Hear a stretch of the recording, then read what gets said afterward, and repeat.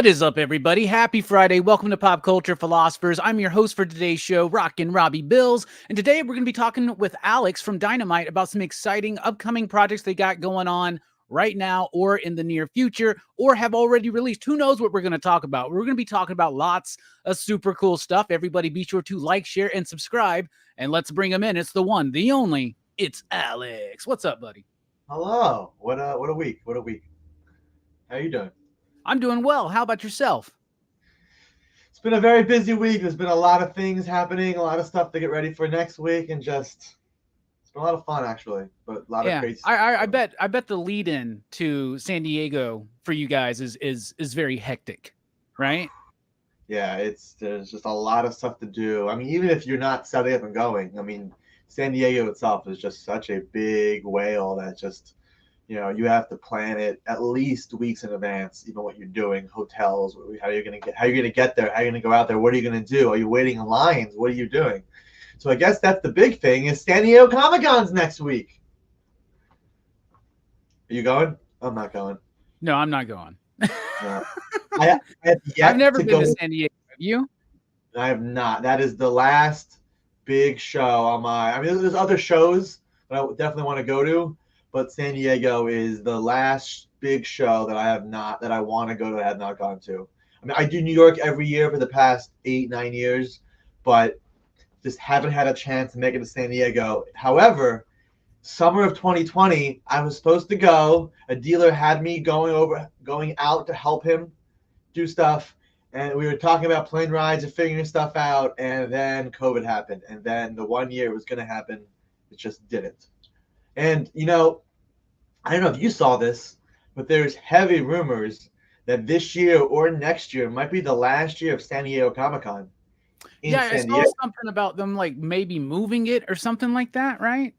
I mean, the prices of hotels have passed the point where it's like surge demand pricing. And it's just like, for lack of a better word, screw the fans. We're going to set these prices at what, $2,000 a night? Someone's going to get them, whatever. And there's just nowhere to stay in the city, and they just do that. Like, I don't mean purposefully. Again, it's surge, but there's something special with San Diego in July, and that you have to book a year at least in advance to get a hotel or anywhere close. So because of that, there are talks, whatever that could move. Maybe Los Angeles, maybe Las Vegas, definitely West Coast still, but. Yeah, that'd be crazy because that's been the con for decades at this point, right? Like decades, the comic book con. And this year, the last few years, it seems like San Diego has lost a little bit of its luster amongst the fan community, right? But this year, it seems like it's kind of amping up. We got DC gearing up to do their absolute all-in announcements. We got Marvel Studios finally having a presence there to announce some movies, maybe show some footage. So it's hyping a lot of people back up. And in fact, Dynamite, y'all are going to be there because it's y'all's 20th anniversary this year, right? Yes, it is. It is our 20th anniversary. There is going to be a bunch of panels relating to this. 20th anniversary panels, announcement panels, so much fun. I don't have every panel listed, but I know there's at least 4 or 5 different ones. And even if they're not Dynamite panels, a bunch of our featured writers and artists do their own panels too. Sometimes they do other publishers too, but we focused on our creators too. So like Sue Lee, Sue Lee is our writer for Thundercats, Chitara. She's doing a ton of different panels. She's going to be super busy. She's got a ton of Dynamite stuff and a ton of other stuff. So there's just always so much to do, and there's so many major announcements going to happening. And throughout the show, I'm going to be talking about the announcements that we've already made so far, and to get you guys hyped for next week. But before we do that, we have a few other things we got to talk about. Starting with, I want to talk about the big book that came out this week, though. Which one? You talking about this one right here? Oh, baby. Hold on. Let me get that one. Oh, yeah. That's right. Had to get that foil Romero right there, man. So that's actually my favorite of the 4 covers, the single image. But the connecting cover is Like that's my favorite single one image. But if I were to pick one cover from this entire set, it would be the connecting covers because I like connecting covers, but especially when like it does it justice and it does right. I mean, there's basically 3 main Powerpuff Girls villains, and there's 3 girls, and to feature a villain and each character on the cover, one at a time, is pretty great. So this is Karen S. Darbo. So Karen S. Darbo is the one doing the covers. I'm going to come in front really quickly and just show this off so you can see. So take a look. This is cover C by Karen S. Darbo, featuring him and Bubbles. Part 1. Part 2 will be Blossom. Part 3 will be Buttercup. And it just makes a great image. I mean, you can even see it looks like a heart almost from this. So I'm super excited. I love connecting covers like this. So much that I actually made some website exclusives. So Powerpuff Girls #1 is available in stores. Check out your local comic book store. However, if you go to dynamite.com/exclusives, you can pre-order. Now, it's a pre-order because these won't ship out till issue 3 comes in, so all the covers are together. But we are pre-selling the connecting cover set bundle in regular, in virgin, and in metal. We are pre-ordering the pre-orders. There's going to be only 100 copies available of the set for regular, only 33 copies for the virgin set, and there's only going to be 10 metal sets total. So these are. I really enjoyed this Powerpuff Girls comic. First of all, I'm a big fan of the cartoon. An ex-girlfriend of mine was into it, and I had never really watched it. So we sat down and we started watching it. I got super into it. It was so much fun, so ridiculous. And Kelly Thompson's one of my favorite writers, especially with licensed comics. She did one of my favorite licensed comics ever, which was the IDW Jim and the Holograms. And she's bringing so much of her love for this franchise into Powerpuff Girls. And you can totally tell it is such a fun book that if you're a fan of that series, there's no reason you're not going to like this comic. So I can tell you this. I know that the first 3 issues are actually self-contained stories that are just the single issues. But the first announcement I'm going to make is the announcement that actually happened today. Starting with issue 4, Pauline Uganu-Chow will be writing and drawing. Oh, cool. So at least the first 3 issues will be single issues, self-contained stories. I believe issue 4 will start a story arc. I'm not 100% sure because the interior pages haven't been released yet. But if Pauline is going to be writing everything by herself after the first 3, because Kelly's doing the first 3 with different artists. Each issue is a different artist. So it's going to be very exciting. So Powerpuff Girls. But what's really cool, Robbie, are the blanks. But wait, this isn't our first rodeo. So the green and blue blanks were not announced till end of FOC. Currently, the only place available to get these is Dynamite.com exclusives, where there's a cover set together. So, if you haven't checked it out, please check out Powerpuff Girls #1. The start of a brand new series. It's going to be a lot of fun. I love Cartoon Network.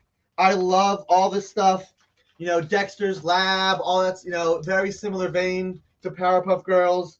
I was also a big fan of Johnny Bravo. I was super huge into that. But then Samurai Jack, one of the absolute best animated shows of all time, in my opinion.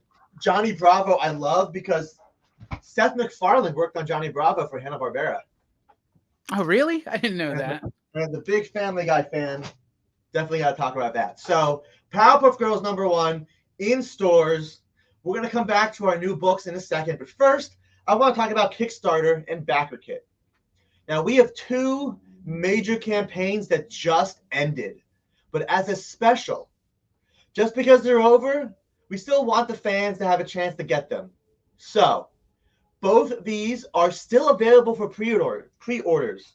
Let's talk about something that I know you like, some horrorness, with Puppet Master. And who better to help talk about Puppet Master then our own resident Puppet Master guru, an amazing person, Mr. Mariano Nicieza, is here in studio. Say hello. Should I hog the camera? I think I'm going to hog the camera. That's fine with me. And sit here. How's that? Yeah, please do. Add a little perspective to this. So I want to talk about Puppet Master. Goodies. So this is the 35th anniversary cards for Puppet Master. This is the first card set in 30 years. Now, Robbie, if you don't mind, we do have a backer kit link directly to this campaign. So, guys, if you're watching live, if you check the chat, there should be a link directly to this campaign. The campaign has ended, but everything is available for pre-order. So if you missed out on the actual campaign, don't worry. The stuff is here for you. So, Mara, what can we talk about for this stuff? This is backer kit. Backer kit, correct. So what can we talk about? There's a ton to talk about. It's 110 card base set with extra goodies, signed cards by Charles Band, who's the creator of Puppet Master. He's like the Stan Lee. He's like the Stan Lee of Puppet Master. We have hundreds of one-of-a-kind. This is why I'm sitting close to the camera, see? So I can do this and make everybody dizzy.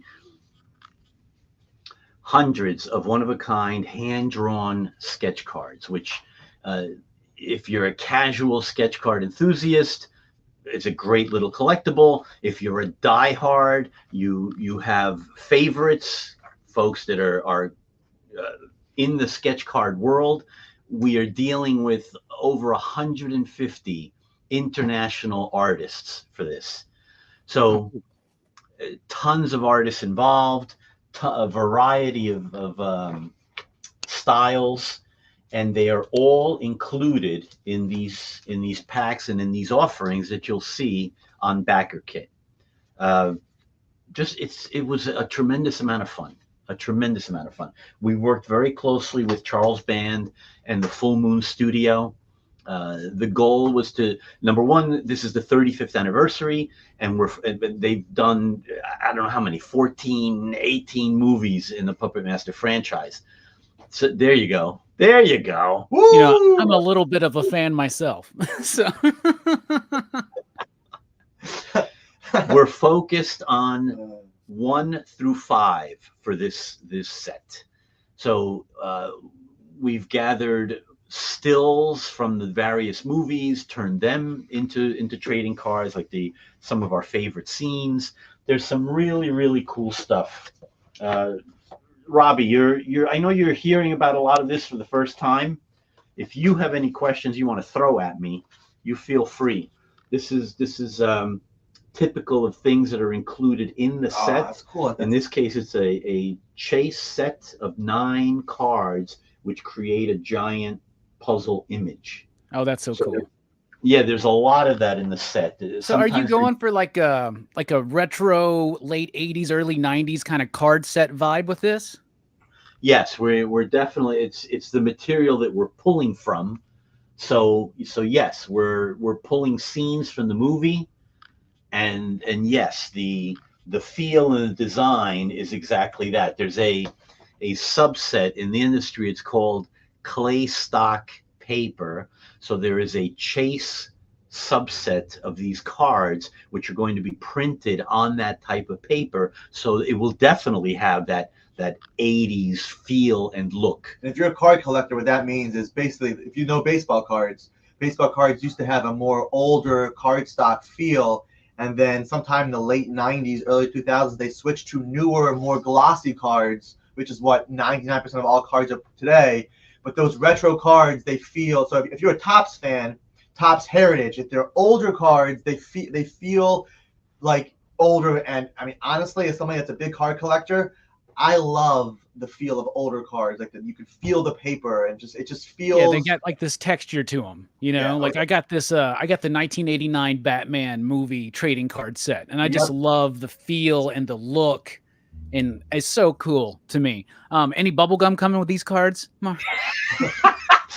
No bubble gum, but we're going for the best of all possible worlds. Yes, we're paying homage to the original 5 movies. We're working very closely with Full Moon to make sure everything is curated and looking really great. We're also aware of modern techniques and modern trading card collectors. So to that end, we have very stylized subsets. We have metal cards, which are exactly like metal comic book covers, same manufacturer, same look, where you're going to have that shiny art on metal. There's going to be some of those in this set. There are foil cards. There are a ton of collectible goodies for the high-end collector, and for the casual trading card collector, there's low-end material. When you go on BackerKit, you will see an entire menu of options that will appeal to everybody. Packs, a box, a special pack. Special packs with special stuff inserted. So yes. And as the final add-on, we actually got an official binder to match. So correct. This cards will look great in a matching stylized Puppet Master binder. So you can put all, and it'll hold, the binder's big enough that it'll hold older cards too. So this set, it won't, like, if the set's 100 cards, it won't be that. It'll be bigger. So you can be able to put in older card sets too. So nobody will be left out. It's a great point that this is not the real binder. The real binder is in production. Everything is being printed and is in production as we speak. But the set was designed to hold in a binder. So, for example, I talked about the 9-card puzzles. They're not going to break onto the previous 9 cards or the next 9 cards. Everything is configured to fit and match in a binder, so it sits on your bookshelf and is a true collectible. The set is being created with the collector displayability in mind. Yes. And not many sets do that. It's reminding me of the Marvel Series 4 trading cards from back in the day that did that, where every 9 cards made one big image. They had a Spider-Man set with Mark Bagley art that did the same thing. I still have those because I loved those, especially when I was younger. I remember one time I was missing the Claw card, and I like searched through every comic shop I could find till I finally found it for 10 cents, but it was worth it at the time. So to complete the collection. We've really pulled out all the stops on this. We've really tried to make this, as a collector myself, whenever I approach something like this, and the whole team internally, from Nick Barucci all the way on down, we're all collectors, we're all fans. So we really try to think like fans and create material that would appeal to us personally if we were going into the store or going online to buy something like this. Even down to the sketch cards that I showed off. These are actually going to be hand collated into these sets. So we really take care of all across the board to make sure that everything is as appealing to a collector as possible. For those that don't know, if we have 5 different artists, and you open a pack, you're not going to get the same artist. We are actively looking at the art and saying, hey, this artist goes here. And so if you open a pack, you're going to get very different art, sketch cards, so you can enjoy different styles. You will not get the same artist because, again, they're hand collated. So we want the fans to enjoy, and you buy a box, you buy a second box, it'll be completely different. So that is our Puppet Master 35th anniversary card set. Great seeing you, Robbie. Thank you very, very much. Of course. Thank you. Thanks for coming in and talk about it. And thank you all for doing it. Like, Puppet Master is such a cool franchise. It stood the test of time. It's got this cult following. People love Puppet Master. It's ridiculous. I remember being a kid and obsessed with Puppet Master, but there was the one puppet that like would spit out leeches. She really wigged me out when I was a kid. Scared the hell out of me. Yeah. He's in the set. She's in the set. In the set, and so are the leeches. Woo! So. Nice. You should have gummy leeches instead of bubble gum. That's what you should do. You know what? It's a great. That's good. The second set was the sequel set. Yeah, absolutely. All right. All right, guys. Take care. Good seeing you, buddy. Have a great weekend, everybody. So again, the link is right there. The stuff. The backing is ended. However, things are available for pre-order, so you can start purchasing these now at the link posted there. Yeah, and if you're watching on the Rewind, the link is also in the description down below. Awesome. So, Robbie, we had one other Kickstarter that just ended that I would be remiss if I didn't talk about because it did amazing. and that is the duck that runs in the night. Darkwing Duck Kickstarter. Darkwing Duck Kickstarter. This is fully funded and then some. Reprinting Volume 1 of the original Marvel Darkwing Duck series. And the Disney Afternoon Darkwing Duck content, which I do not believe has ever been reprinted. Volume 2 is the Dynamite-related Darkwing Duck series, and Volume 3 is Justice Ducks and Mega Duck together. So, the link is right there. Again, hardcover, softcover, Darkwing Duck fans, we are reprinting the original Marvel series, the 4-issue miniseries, the 4-issue series from 1991, and from 1994, the 10 issues of Disney Afternoon, which features Darkwing Duck. Again, scarce material, hard to find books, not too common, and we're printing those in Volume 1 along with Volume 2 and Volume 3. So these are the comics that were in like that Disney magazine, right? That Disney Afternoon magazine or something like that. Is that what you're talking about here? Yeah. Well, so Disney Afternoon itself was it was a comic. It was its own comic, and it had multiple stories. Okay. If I can do this, I can tell you. One of the stories was Darkwing Duck, but then there were other stories in it as well. They did like Tailspin, Chip and Dale, stuff like that, right? It had Darkwing Duck on the cover, but had Goof Troop, Bonkers, and Tailspin. Basically, 4 or 5 little stories together. However, Darkwing Duck was featured on the cover and was the main story in each issue. So this is a very fun series to get. Again, these aren't too well known, but this is early Darkwing Duck content from a time where there wasn't a lot. So it's definitely great to be able to reprint this stuff, all the original Marvel. So this will be everything then. This is like you said that old school stuff and y'all's stuff, and then the Nega Duck, and then the Justice Ducks. Like this is like almost the complete collection, pretty much, right? Yeah, all the Marvel stuff and our stuff. There's a few series from the late 2000, from the mid 2010s, that are a possibility for future volumes.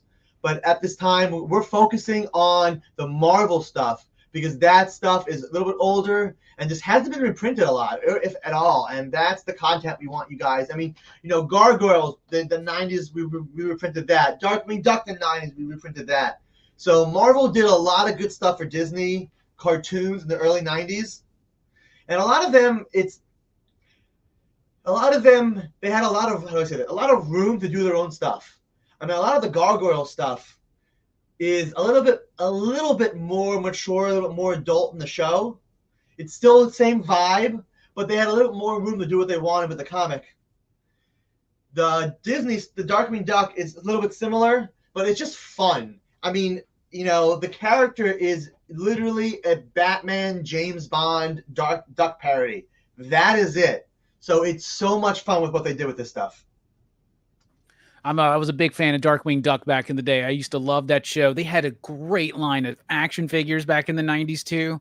I love his Rogues Gallery. I love how y'all have utilized his Rogues Gallery throughout the books, including Nega Duck, which I thought was absolutely super fun. So definitely something worth checking out. And it's cool that even though these have already been funded, you're still allowing people to jump in, because a lot of times if you miss out on a Kickstarter or a backer kit, you're just out of luck, Yeah, I mean, and excuse me. While I do believe these will come to retail at some point in the next two years or so, they will not come with all the perks and all the extra giveaways and all the stuff on here. I mean, I'm looking at this. You're gonna get an ash can. Now, actually, I can talk about this. It has been announced there will be a new Darkwing Duck series after this current Justice Duck series. That's all I can say. That's all that's been announced. My lips are sealed. But I can say that there will be a second Darkwing Duck series. And to celebrate that, if you back this, you will receive an ash can of the upcoming series. An ash can, if you don't know, is a smaller, digest-sized little preview to get you basically hyped for the new series. So, Darkwing Duck Kickstarter right there. The link is there. Definitely check it out. Yes, Robbie. definitely check it out, and it's super cool that you guys are doing another one. I was very, very happy to hear that news. But Robbie, these Kickstarters have ended. We've got Kickstarters going on right now. So let's talk about the first one, the big one that we're really focused on right now, Vampirella's major new project. And what is it? Vampirella. Black, white, and blood. That's right. Look at that. By Mirka Andolfo, Tim Seeley, and Steve Orlando. All-star lineup right there. I mean, Mirka Andolfo is great. Covers have actually been announced already. So this is going to be a 40-page comic, a 40-page oversized comic. I do not believe there's going to be any ads because I was told that there's going to be 10 pages of story content for each creator. But wait, Robbie, scroll down a second. Show those covers off. Look at that. Stefan Sejic, Jay Lee, Mirka Andolfo, Bob Ross. I mean, Joseph M. Linsner. Look at that. Now, I mean, but wait, go scroll up 1 second. Let's talk about these covers really quickly. Look how different styles these are. I mean, you've got Stefan doing an almost realistic, like horror, like Jay Lee doing full on, almost like zombie. Definitely, that's full on horror. Mirka doing a bloody, like 3-tone cover, and Linsner doing just a great Vampirella with that's the French Vampirella. Vampirella. Look, she's got the beanie on and everything. But this is already funded too. This is already funded. It's happening. We're super excited, and there's still 20 days to go. What does that mean? Well, that means one thing. Keep pledging, and we will have more stretch goals. That's what it means. You know, we have 20 days to get the stretch goals. We already hit the first one. So this is super exciting. And if you want a little preview, it's right there. You can see a little preview. Actually added yesterday. Wait, that's Jay Lee's original art. That's already sold. Wow. So added yesterday, CGC Signature Series copies. Stefan, Mirka, Jay Lee, Linsner. Yep, they've been added. But yeah, so Robbie, if you scroll down a second, you'll see the stretch goals. First stretch goal, guess what? Already hit. So everyone's going to get this great Mirka Andolfo sketch card, or I mean trading card right there. Cool. That's just the first one. So I do not believe the second stretch goal has been announced yet because we just hit this, I believe, yesterday or Wednesday. But make sure you follow this. I mean, this is actually part of the Dynamite Originals on Backer Kit. Sorry, on Kickstarter. It's a new. We have our Dynamite and we have our Dynamite Originals. So we're super excited. Again, Vampirella Black, White, and Blood, Mirka Andolfo, Tim Seeley, Steve Orlando, and we're super excited for that to come out. Look at those creative team. It's going to be awesome. So, guys, the link is right there, or if you're watching the rewind, right there. So definitely check it out. We appreciate it. Before we talk about our next Kickstarter, actually Backer Kit, let's talk about the second book out this week, Red Sonja number 12. And this is by Torrin Grønbekk and Walter Giovanni. Torrin Grønbekk is such a fun writer, and she has absolutely knocked it out of the park for this series. So this is issue 12, Robbie, and I'm going to show you something, not as a spoiler, but something that surprised me. You ready for this? Yeah, let's go. it's not over. Issue 13 is coming out. Oh, That's nice. right. Torrens series is going past 12 issues. So if you thought it would be only 12, you're in for a treat. So Red Sonja, this is volume 7, if you're keeping track, I believe, of Red Sonja, titled Red Sonja. But this is issue number 12 of the current series by Torren Grønbekk. Awesome. And that just dropped this week, right?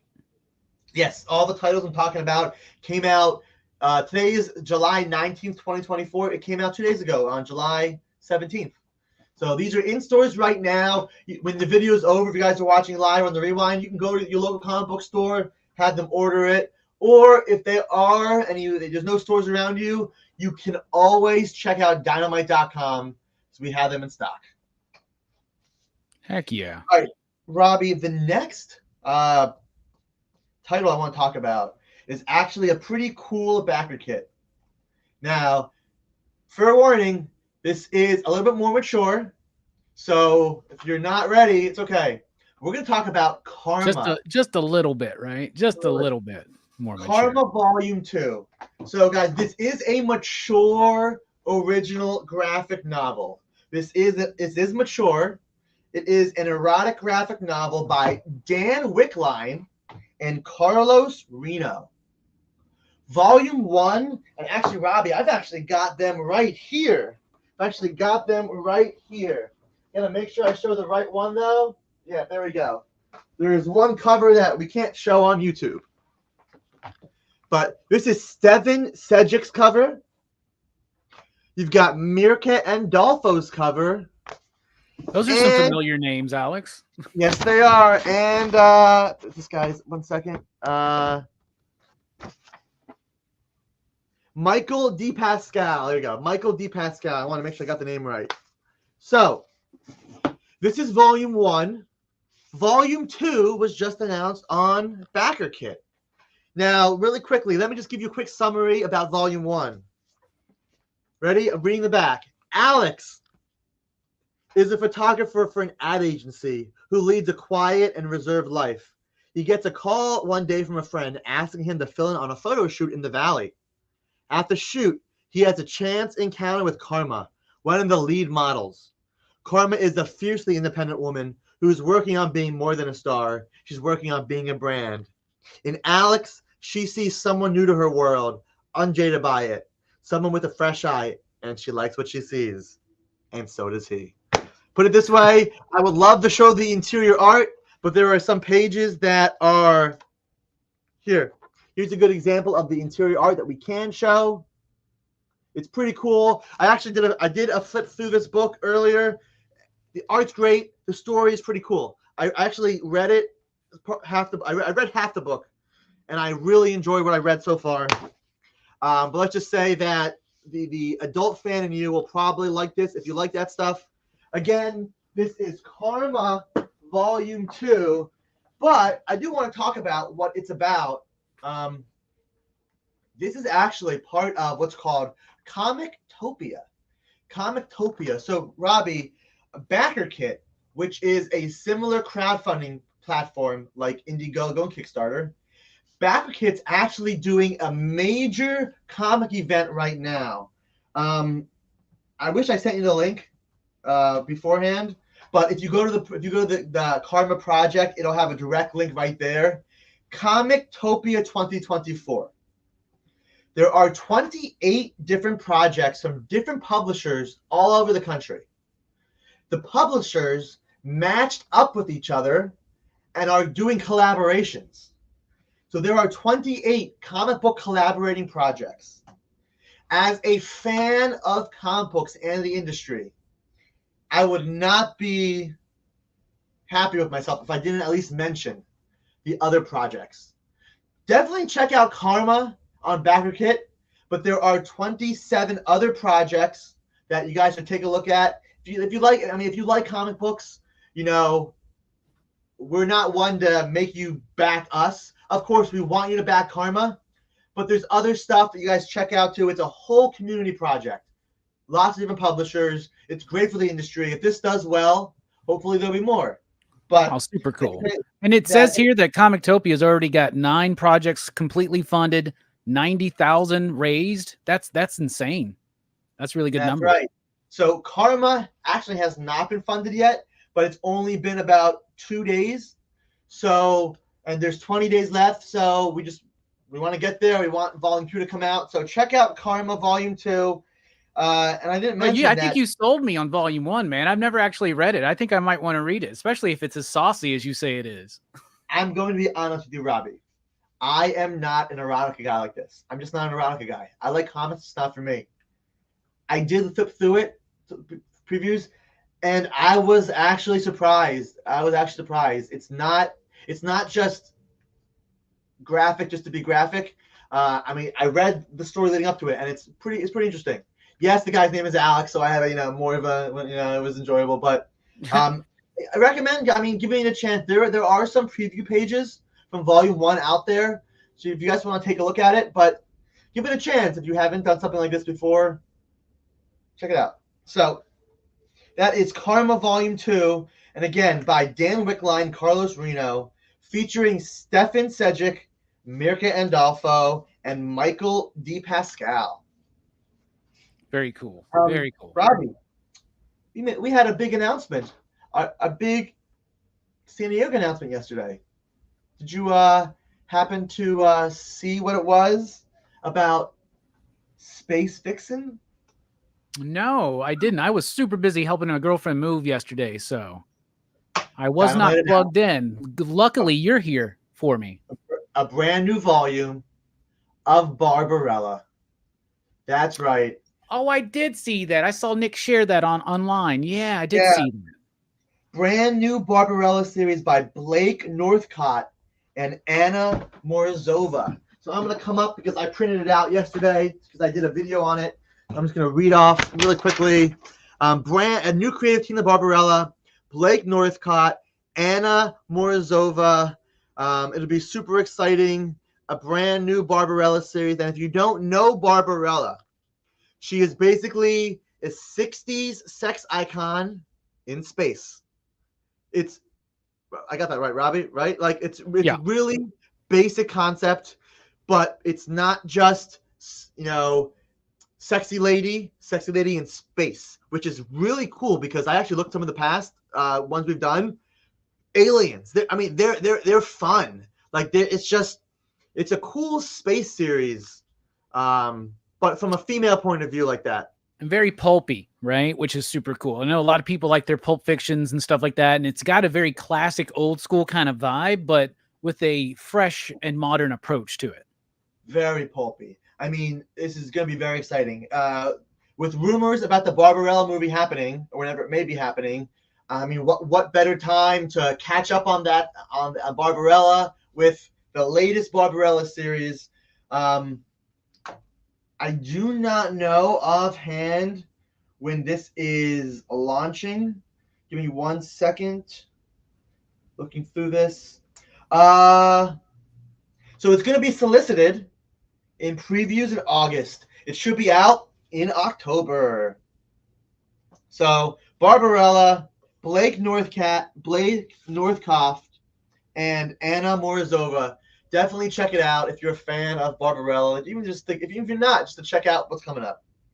All right, Robbie. The next one is very exciting for me.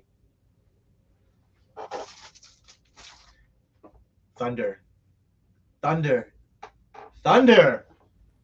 Thundercats is here. So, before we talk about issue 6, which came out this week, let's talk about what also came out this week. Because we've had Thundercats since February. Yes, that's right. So February. Pushing it a lot. It's been doing great. It's sold out. Issue 1 sold out fully. It's been super successful. If you missed out, it's okay. We've got you covered with Thundercats Trade Paperback Volume 1. This is the first Thundercats trade paperback from us, collecting the first 5 issues, the first major story arc by Declan Shalvey, Drew Moss, and Stephen Mooney. This is an exclusive cover only for comic book stores. So you can only get this one right now at comic book stores. It's not in the book market yet. Nope. We are giving fans the chance to get this only at the local comic book store. So, Thundercats Volume 1, collecting the first 5 issues of Thundercats. I love that it's the first 5 because, 6 dropped this week too. So it's perfect. Like if you missed out, you can get the trade, you can get the new issue. You're not skipping a beat. Yes. So just in time for issue 5, you can also pick up, that's right, issue number 6. Declan Shalvey and Drew Moss, the start of a brand new story arc. That's right. And this is cover A, David Nakayama. And let me just say, without spoilers, check out the cover, and you'll be very happy with what's inside. Yes, and it's very much a Panthro-centric issue, which I love. The coloring is so good in this series. I love it. I love this. I'm a big Thundercats fan, right? I grew up in the 80s, so of course I'm a big Thundercats fan. And it was so exciting when the news dropped that y'all were doing Thundercats books and that Declan Shalvey and Drew Moss were involved. I'm a big fan of Drew and Declan Shalvey. Declan Shalvey is a great artist in his own right, but also a really solid writer. And they're killing it on Thundercats right now. And it's selling incredibly well at my shop personally. Like it's just selling like crazy, higher than we anticipated. I used to work at a collectible store. A lot of vintage stuff, a lot of high-end stuff. I learned more about Thundercats promoting this book here than I did for like 8 years selling Thundercats toys. I never really got into it then. I mean, I was dealing with every fandom at that time. Why focus on Thundercats when, He-Man is selling just whatever. Now that I have the chance to slow down, I am not kidding. When this series has been so much fun, so readable, so easily pick upable for anybody that's never heard Thundercats. I mean, you don't even know anything about them. This goes over everything. I mean, this catches you up. You do not need to know anything about Thundercats to enjoy this. Truly. It's been fun. It's a straight like reboot, but it's very familiar. It's very similar to what fans from the 80s stuff would know, but it's also doing its own thing a little bit too. So in talking with the admins of the Thundercats Facebook groups and the mods of the Discords and the mods of the Reddit, all the people that run the stuff, what I've learned is there has been 2 Thundercats reboots, a 2011 reboot and a later reboot. I forget 2020, whatever it was. The latest reboot was very bad, like hated. Like they were drawn as kids, hated. Oh, the Super Kitty one, right? Yeah. The Thundercats Roar, I think is what it was called. Thundercats Roar, yeah. The 2011 reboot had different styles. What people really wanted. That one was fun. Different styles. What people really wanted was the original to continue. But from a logistics standpoint, there are 35 years of Thundercats history that people would have to remember. Rebooting it was a tough decision, but it made sense. But the reboot, it's not even a reboot. It's basically just a retelling using almost the original characters. So this has nothing to do with 2011. It's just basically a retelling or a reimagining of the original run. Yeah, that's what I think. They're all in the same costume, slight tweaks in some of the design, new characters like Calica, which is becoming very compelling in the story too, and how that affects Lino, and it's adding more depth to some of these characters than we ever got in that cartoon. I mean, so when Declan Shalvey was here, I was able to talk to him a bunch because I gave him a ride, pick them up and stuff. We had a deep conversation, and one of the main conversation was like not like why Calica, but like deeper, like why Calica, and basically. In the original run, Lionel never had a love interest. He never had a love interest. It was just Chitara was his almost mother-like figure and stuff.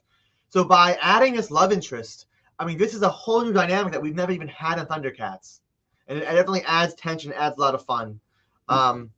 Especially because the other thing I like is that Declan's like pacing out the big moments to like have Mumra show up, right? Like anybody else, they would have come in, that would have been their first issue, but no, he's slowly and deliberately pacing this out to make it a rewarding experience issue to issue.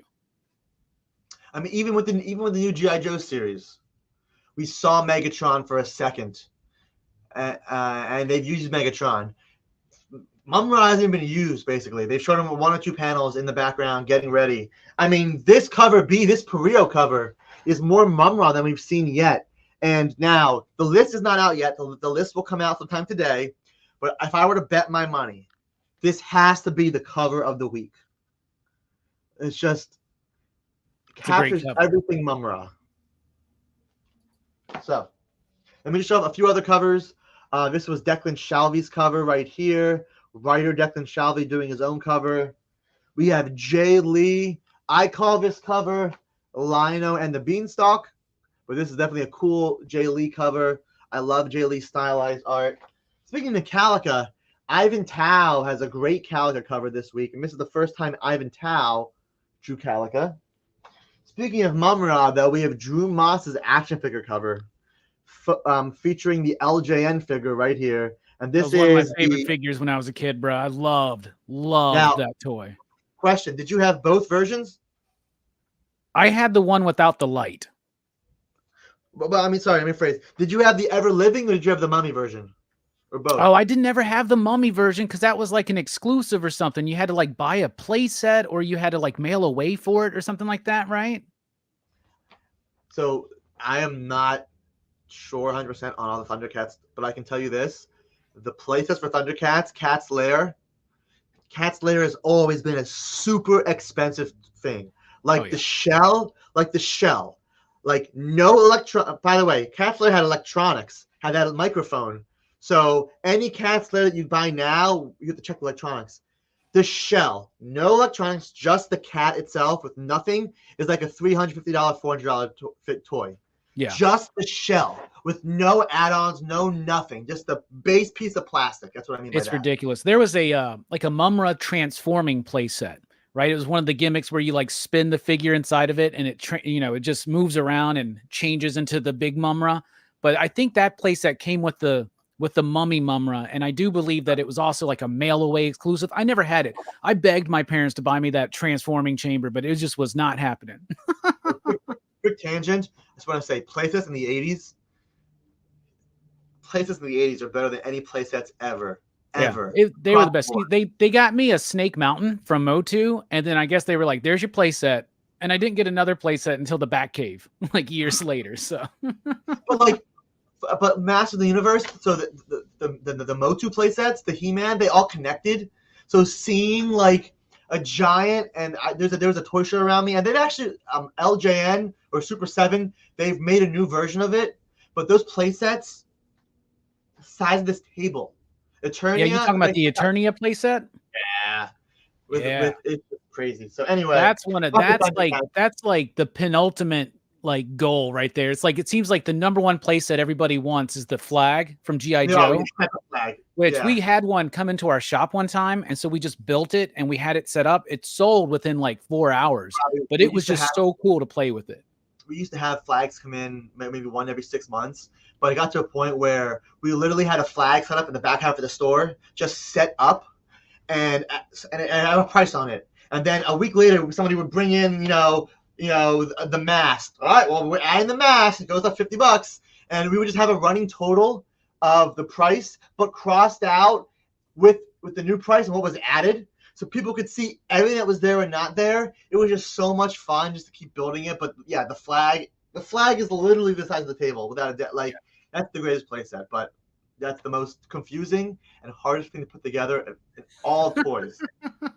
So anyway, coming back to Thundercats, we have a few more bonus covers, and this is what I like to call the mask cover, the Ben Oliver mask cover. Look at this. I mean, if this is not a great mask right here, I'm Panthro. So Ben Oliver on this one. Drew Moss did his own cover there. And of course, we have the Perio foil and the David Nakayama Virgin. So these are all Thundercats number 6 out in stores now. So check out your local comic book shop or Dynamite.com. All right, Robbie. We've talked about a lot of stuff so far. we got a few more things to talk about. Like tonight at 7 p.m. Eastern Time, only on the Original Art Experience. Nick will be on the show selling his art. That's right. If you haven't watched a Nick art show, how can I describe it? Imagine one of the biggest, like this is not a stretch, imagine one of the biggest comic book art collectors on the planet selling his art, not for the money, for the community. I have a page that's worth $400, but you know what? How about $50 so somebody can get a piece of art for free, like that? Nick does that. He's brought so many people into the art collecting industry by doing that. I mean, into the hobby from doing that, right? And it's also like half like history, you know? And Nick has known a lot of these people and worked with a lot of these people. And he's got these stories that are just, they make it's more than just even just a sell show or something like that, right? It's like, if you care about comic book history, it's definitely a must-watch show. One of my favorite things about tonight is that he's got a wizard cover, original wizard art. So I bought more art, not from Nick, but in the past year being here. I used to have like 3 art pages. I bought 3 art pages this past year. Thanks, Nick. Not from Nick, just because the art world is great. But yeah, we'll show that up a second. When I saw this, when he did his preview, for the first time, I've never seen a wizard cover art. Look at this. Mike Wieringo. This is the cover to Wizard Magazine 84. That is crazy. Like, but look at that. Look behind Peter. One more time, the art. Like, look at all those characters that Mike drew that you don't even see. Like, that's what I love about original art, especially composite art like this. Like, you see 1, 2, 3, 4, 5, 8 heads, right?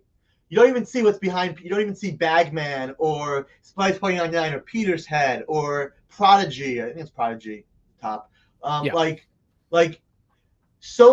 look at that art that you don't even see, that nobody would ever see. It actually reminds me of this. So somebody on Reddit yesterday they went to the Library of Congress, and at the Library of Congress, you can actually see the AF-15 pages, the original art from Amazing Fantasy 15, which is absolutely insane. That's $100 million pages of art right there. But he had high-res pictures, and he was talking about it, and I did a little deep down the rabbit hole. Did you know that on AF-15, under the Spider-Man title, there's Ditko's original Spider-Man logo, which has webs in it that was never used? But cool. Nobody ever sees that art because it's composite. The art was, you build the art, and you take a picture of it, and that's the final page.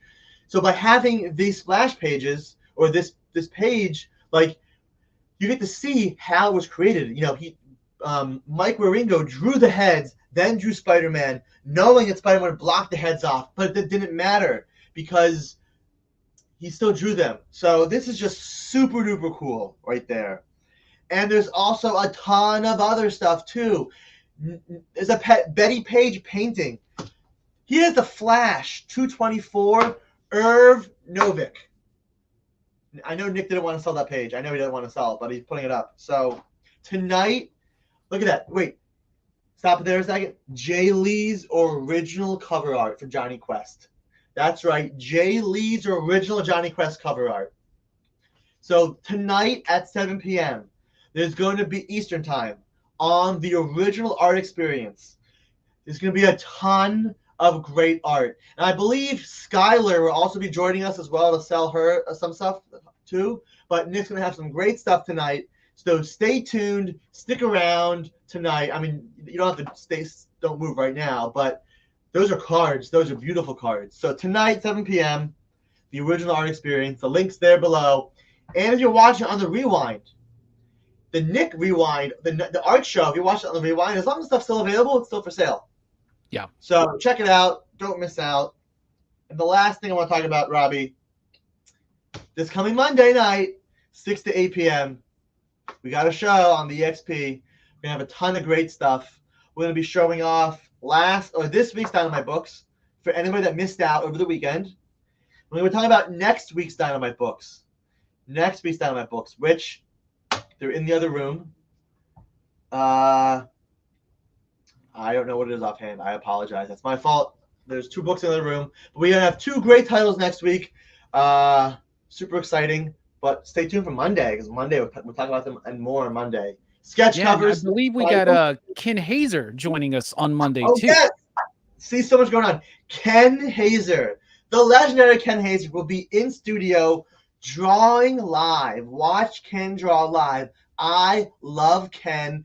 I love Ken's art. He uses a lot of base colors, and he makes things really easy. Like like the way I describe it is like he was given the magic markers, and he's got like 12 colors, and he can only use those colors, and he does it amazingly.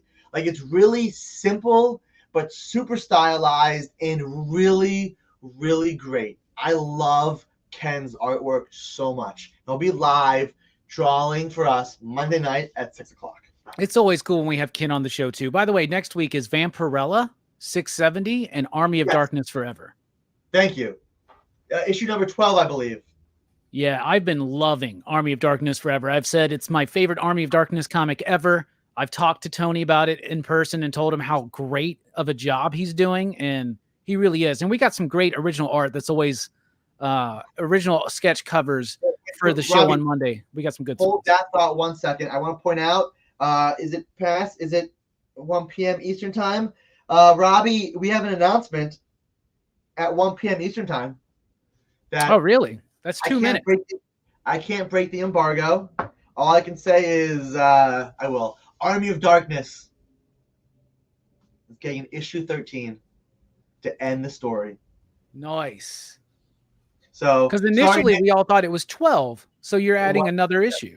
Sorry, Nick, I broke the embargo by 2 minutes to break the announcement live on Robbie's show. Army of Darkness is going to have issue number 13 as a gore-tacular finale. Oh, Major, that's awesome. That's major news right there. So, but yeah, Robbie, show that cover a second. Robbie, what's happening next week that we've been waiting for so long? Oh, you talking about the release of the Deadpool and Wolverine movie? Maybe. Are you talking about somebody finally trying to save the MCU? when are you gonna see it? I will probably go Thursday night or Friday during the day or Sunday morning, just depending. Gotcha. I'm gonna just go depending Thursday, on what's coming up. Thursday at midnight, because the person I'm seeing it with has a concert, and I have to wait for the concert to be over, and then But Thursday at midnight, can't get here soon enough. Wolverine, Deadpool. It's gonna be a crazy week. No spoilers. I have not seen any material since the first trailer. So yeah, I heard that there's some rumblings out there that people are saying this is one of the most heartfelt R-rated movies they've ever seen. Oh, Ryan Reynolds said he saw it with his 9-year-old kid and his 7-year-old grandma, and both were crying their eyes out. So I read something yesterday that men were already crying as soon as Wolverine shows up in his suit, which I'll probably cry when I see him in his yellow suit, just because. Come on, wait! I want to point something out before we go. It's been when was X-Men? 2001, 2002. 2000. 2000. X-Men was 2000.